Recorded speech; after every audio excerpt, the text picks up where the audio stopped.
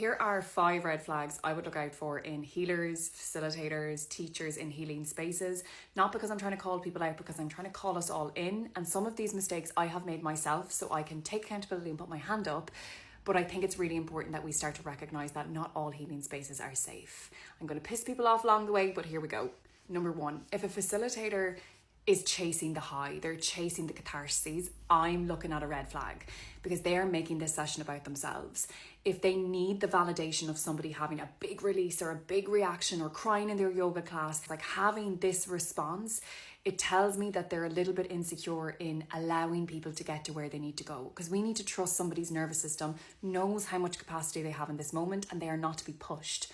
We are only ever facilitating the space, allowing the space, and creating enough safety for you to go where you need to go, not pushing or forcing. And I have been in sessions where people are like pushing me and pushing me and pushing me, coming down like shoving their hands into me, and I'm like, get off me, I'm already overwhelmed and you're after pushing me over the edge. Red flag number 2 is when somebody actually makes the session about themselves. So if at the beginning of the session or if during the class you hear a lot of like trauma dumping, where the session might have a theme but they start like dumping their personal life into it. I love when teachers are able to like take from their personal experience and weave it into a class, that we get a feeling that you have lived this, that you have embodied it. But if you're telling me about your current relationship issues and like we're all just sitting there nodding, listening, I'm like, I didn't come here for your therapy session, I came here for mine. Number 3 is big healing spaces, like big rooms or big classes where it feels kind of unheld or unsafe. And look, I can hold big space, but I will always have help. Like you'll see lots of facilitators helping me because I know I cannot hold that on my own. And my main priority is your safety. I often think when I walk into that space, the facilitator doesn't really care about you. They care about the money that they're making in the space. They care about the big, like the social media impact or like the big reaction to their space. But if somebody truly cared about your safety, there will be a lot of hands on deck there, because you just can't guarantee. You don't know what's going to come up in the space. Like groups inherently are triggering. So by entering into a big group, there's more chance of bringing up triggers for people that maybe we couldn't hold. So the more help, the better. Number 4 is putting up people's vulnerable moments on the internet. And I can put my hand up and say in the beginning, it's something that I did. I had a lovely friend who was comfortable with me doing that. But I'd say if I sat down and asked her now, and I can ask her after this, would she still like it now? It makes me feel icky. And I know lots of breathwork schools advertise this way. Lots of people advertise their work this way.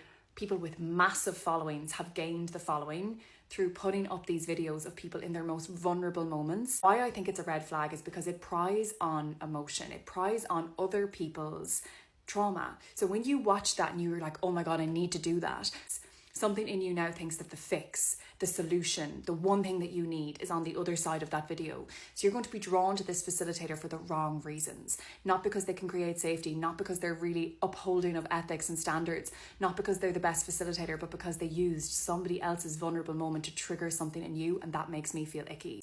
So I've learned the hard way on that one. Finally for today, if somebody can't take feedback, if a facilitator receives feedback and they get defensive or they turn it around on you, red flag. Because one of the most important things we can be able to hold in these spaces is that we do not know someone better than they know themselves. And if someone gives you feedback, I'm like, oh my God, that is the best information you could give me. I built a whole training off the back of feedback. And I know it is the best training out there because I have listened to every single piece of feedback and applied it as best as I can. And it's not a bad thing to receive feedback. It means that the person feels safe enough to come to you and tell you, which is absolutely huge. So if I'm looking at a facilitator who can't take it or deflects it, rejects it, I'm like, oh, we have a little bit more self-work to do. And look, it's fine. We all get there in the end. And I'm not about shaming anybody. If any of this has resonated today, I've learned lots of it the hard way.